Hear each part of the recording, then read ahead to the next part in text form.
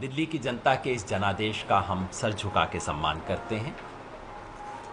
लोकतंत्र की एक बुनियादी मान्यता है कि जब चुनाव हो जाएं, परिणाम आ जाए, तो उसके बाद बहानेबाजी को छोड़ के, आरोप प्रत्यारोप को छोड़ के जो पार्टी जीते उसके और लोगों के जनादेश का सम्मान करना चाहिए।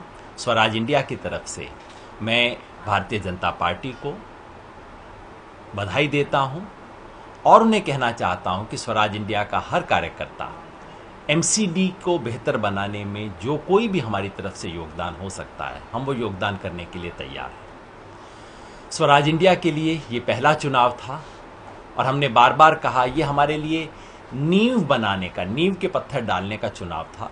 कोई बहुत बड़ी सीटें मिलेंगी ऐसे हमने कभी दावा नहीं किया, कोई हमारी अपेक्षा नहीं थी। वोट कितने मिलेंगे वो अभी भी हमें सोचना है, देखना है, पूरी सूचना अभी तक नहीं आई है।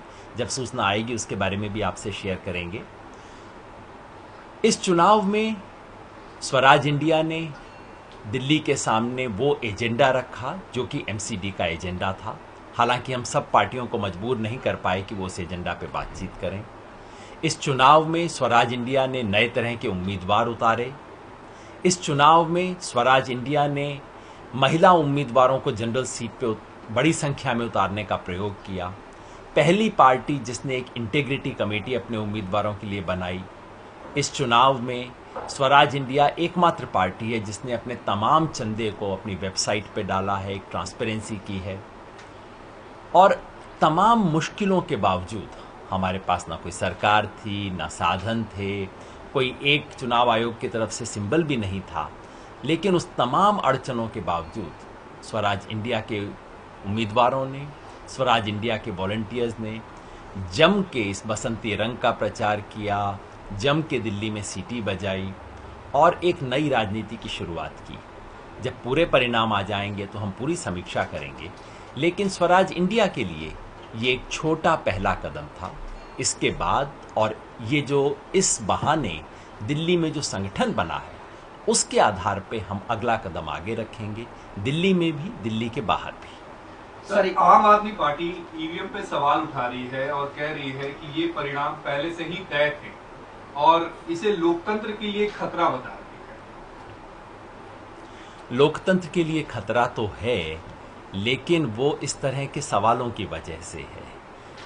भारतीय चुनाव की एक न्यूनतम मर्यादा रही है कि जब चुनाव परिणाम आ जाएं, तो सब कोई, जीते हुए लोग, हारे हुए लोग, उसको सर झुका के स्वीकार करते हैं। स्वराज इंडिया की तरफ से हमने सर झुका के दिल्ली की जनता के जनादेश को स्वीकार किया है। दिल्ली की जनता ने भारतीय जनता पार्टी को सत्ता में बैठाने का जनादेश दिया है।